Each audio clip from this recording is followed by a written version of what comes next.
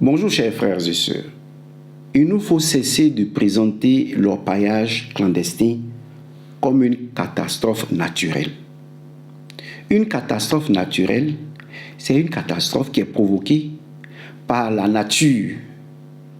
Il y a un tremblement de terre, les gens meurent, c'est une catastrophe naturelle. Il y a la tornade, il y a la foudre qui élimine des gens, c'est une catastrophe naturelle. Mais l'orpaillage clandestin s'inscrit dans un programme, dans un complot d'Alassane Ouattara et ses amis contre la démographie ivoirienne, voire la démographie africaine, puisque beaucoup d'étrangers vivent en Côte d'Ivoire.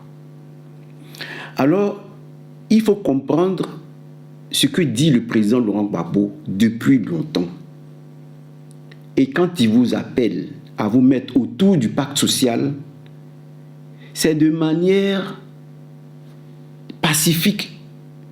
Il veut combattre contre des gens qui sont prêts à utiliser des armes contre nous. Parce que tout ce qu'ils veulent, c'est notre génocide, le génocide des Ivoiriens. Donc ici, il faut comprendre que le complot d'Alassane Ouattara contre la Côte d'Ivoire, c'est un complot contre d'abord notre démographie. Tout est programmé. Écoutez ce que le président Laurent Gbagbo dit déjà au sujet du pétrole, mais au sujet de la volonté politique des présidents et surtout de la volonté politique d'Alassane Ouattara. Écoutez ce qu'il dit. Maintenant au Ghana, il y a du pétrole aussi. Pourquoi au Cameroun, il y a du pétrole? Pourquoi au Congo, il y a du pétrole? Pourquoi aller jusqu'au Venezuela? Mais ce n'est pas eux. C'est parce que les chefs d'État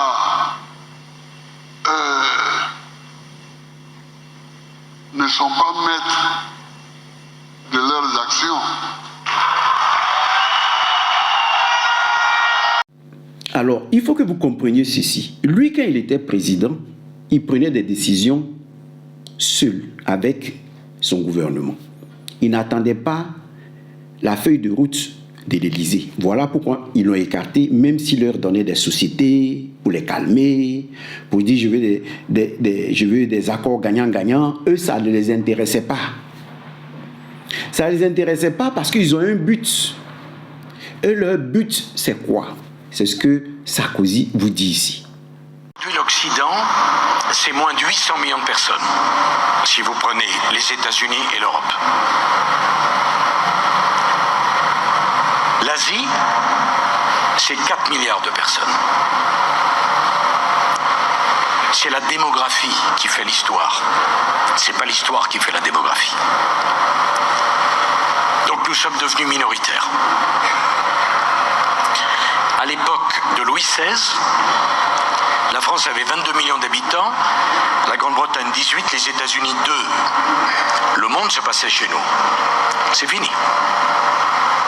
Nous dominions le monde, nous sommes en train d'être dominés. L'axe du monde, l'axe, est en train de muter ouest-est. Si on ne voit pas ça, je ne sais pas ce qu'il vous faut.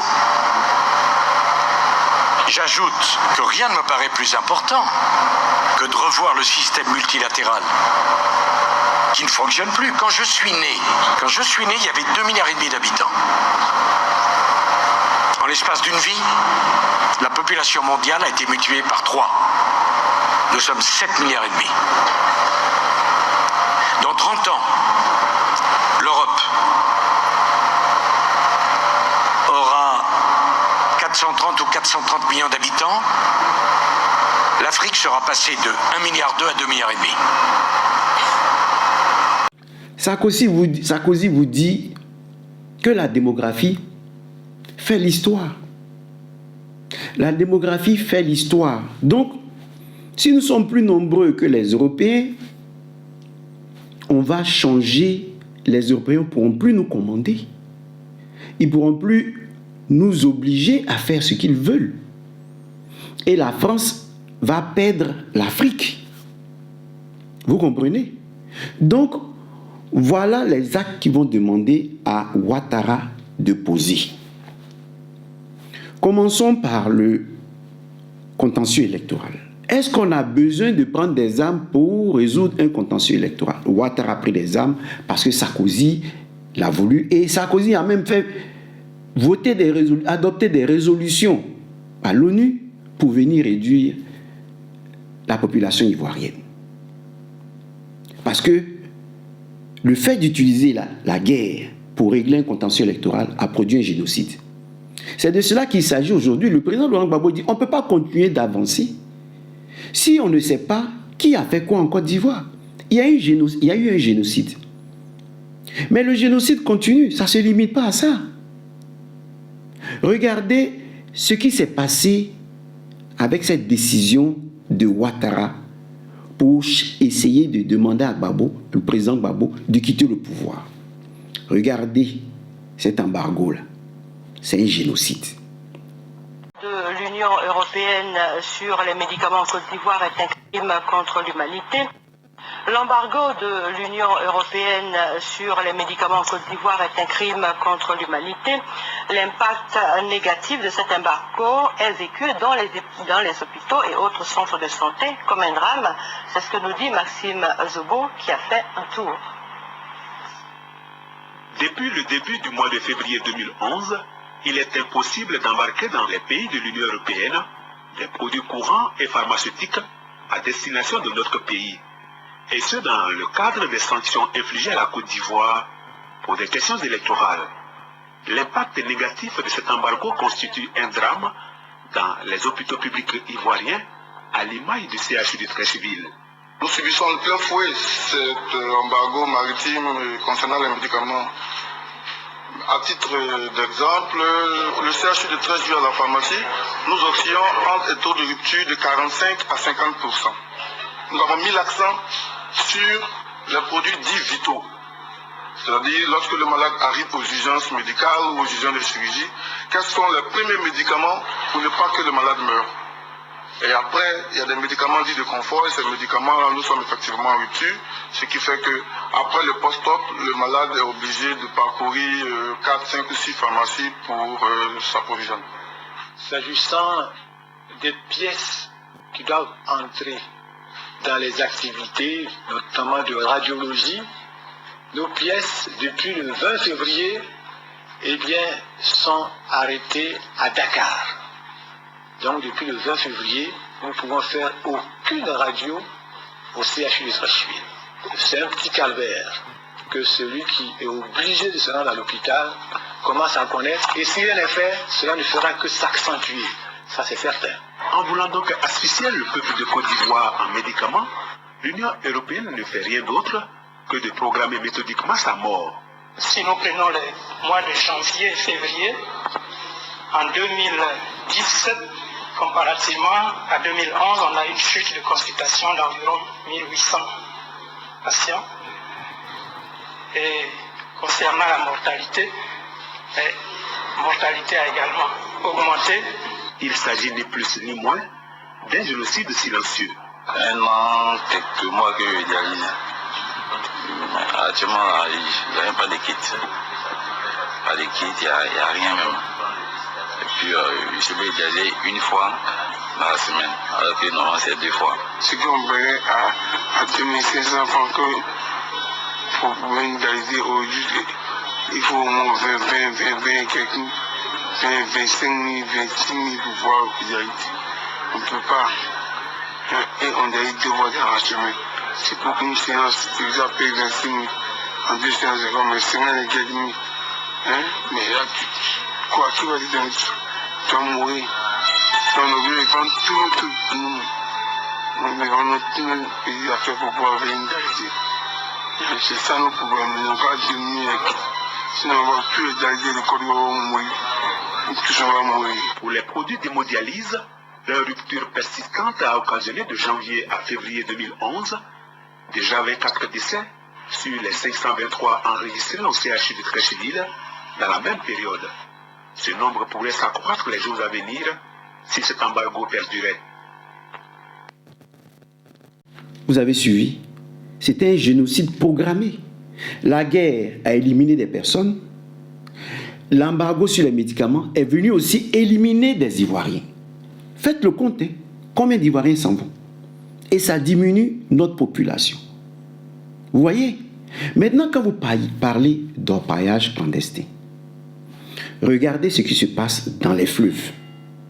Alors, ce qui est étonnant, c'est que on voit même des gardes-corps de ministres répondre à un commentaire de quelqu'un, je crois à Kradjo ou à Kadjo, sur le net. C'est-à-dire parce qu'il a fait un commentaire sur Facebook.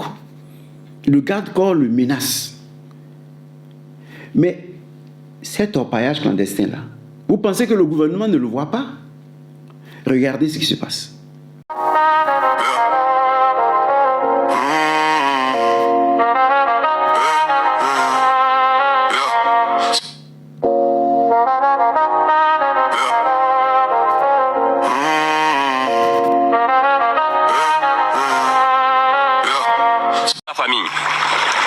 Cette vidéo pour montrer à toute la Côte d'Ivoire, à tout le monde entier, cette catastrophe naturelle que nous vivons, les conséquences de l'orpaillage clandestin. Ils sont en train d'enlever l'or de manière clandestine, de manière abusive même. Ils déversent la boue, ils déversent le mercure, le cyanure dans nos eaux. Et cela pollue nos eaux. Les activités de pêche ne sont plus possibles. Les activités de nage, de plage ne sont plus possibles dans nos localités.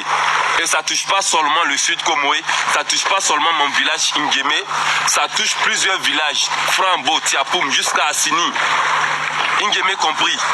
Et ce n'est pas seulement le sud Komoé, ça touche aussi les régions de Côte d'Ivoire. Les 4 grands fleuves de Côte d'Ivoire sont pollués. Komoé, Sassandra, Bandama, Kavali, tous ces fleuves-là sont pollués à cause des activités illégales d'orpaillage clandestin. Franchement, on doit lutter contre ces clandestins qui veulent détruire à tout prix notre pays. Alors, ça, ils sont capables de lire un commentaire d'Akradjo, de le menacer. Ils sont capables de mettre le pasteur Jérémie en prison pour ce qu'il a dit dans son église. Et ils ne voient pas que les eaux sont contaminées. Mais, d'ailleurs, les amis, comprenons que c'est un génocide programmé qui continue. Est-ce que la Cour pénale internationale a dit quelque chose concernant le procès? Le président Laurent Gbagbo a dit, ouvrez le procès. Dites-nous qui est responsable puisque j'ai fait la prison. J'en suis sorti. Innocent. Dites-nous qui a organisé le génocide en Côte d'Ivoire? Non. Mais le complot continue. Le complot continue contre les Ivoiriens, contre la démographie ivoirienne continue. Parce que les eaux sont polluées. Et eux, comment ils boivent? Ils ont fait venir des supermarchés expressément. Dominique Ouattara a fait venir des supermarchés. Elle est dans le vivrier, elle fait passer le vivrier en Europe, elle fait venir les supermarchés, et les supermarchés approvisionnent les gens du RHDP en eau. Vous, les militants du RHDP, les imams qui les suivent, l'eau polluée, là, vous buvez ça avec nous, vos enfants boivent ça avec nous. Et le cyanure, ça élimine, ça t'envoie chez Dieu. Alors que tu n'as pas encore fini ta mission sur terre. Le cyanure, ça élimine. L'eau est polluée.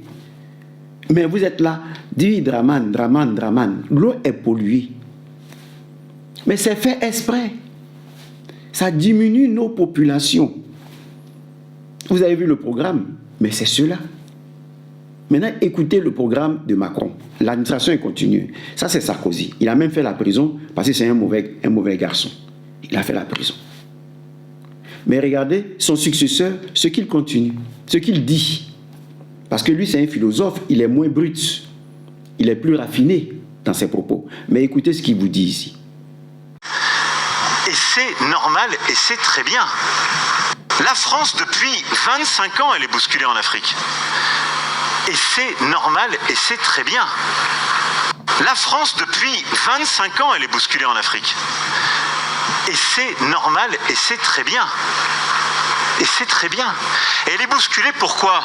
Parce que pendant trop longtemps, trop de monde, il faut le dire, dans les grandes entreprises comme dans les administrations, pensait qu'il y avait un précaré. Disant, on est français, tout nous est ouvert. Bah fini.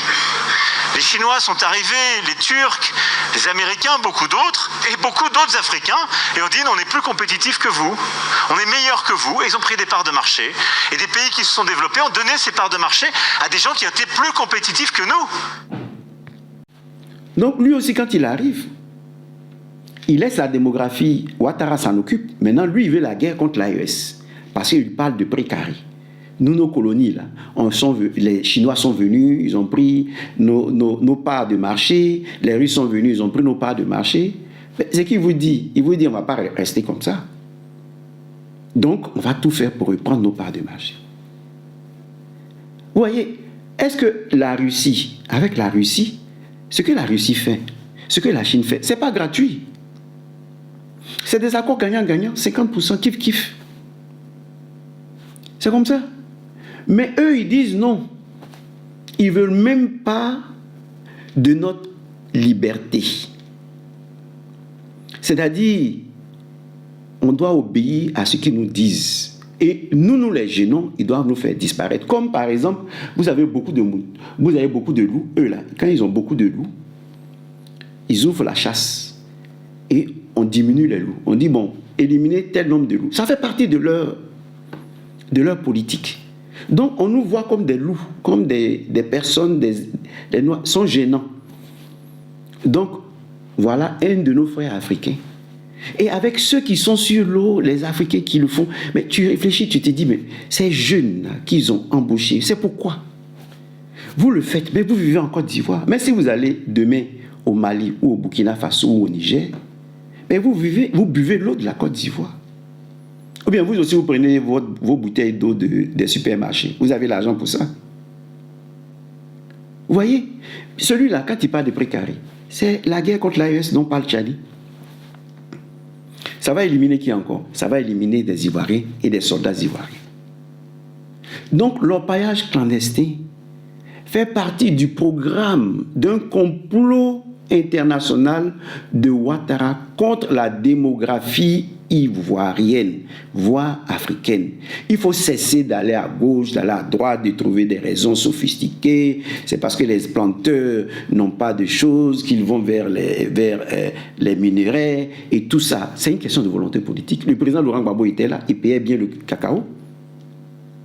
Mais si quelqu'un est là et puis il a donné le cacao à sa femme et il ne veut plus que les paysans existent, c'est une volonté politique. C'est voulu. C'est voulu pour que les gens cèdent leur terre. Et quand ils vont céder leur terre, on va dire, ah mais ce sont les paysans qui ont cédé leur terre. Non. C'est programmé depuis le début. On les appauvrit et eux-mêmes, là, ils vont nous céder leur terre et on va faire de l'orpaillage clandestin et puis on va venir les empoisonner. C'est tout. C'est tout. Parce que devant la richesse, ils vont trembler quand ils seront pauvres. Ils seront affamés. Ils vont dire, bon, prenez, nous si on a un lingot d'or, on s'enrichit et puis ça va. Mais ils oublient que quand ils vont s'enrichir, c'est l'eau qu'ils vont boire. L'eau de Côte d'Ivoire, ils vont boire. Et même là, Ouattara va même prendre des décisions pour dire, vous n'avez même plus droit au puits. Si l'eau du ruisseau n'est pas contaminée, si vous allez prendre, on vous amende. C'est-à-dire, on nous oblige à prendre l'eau de ceux-ci qui est contaminée.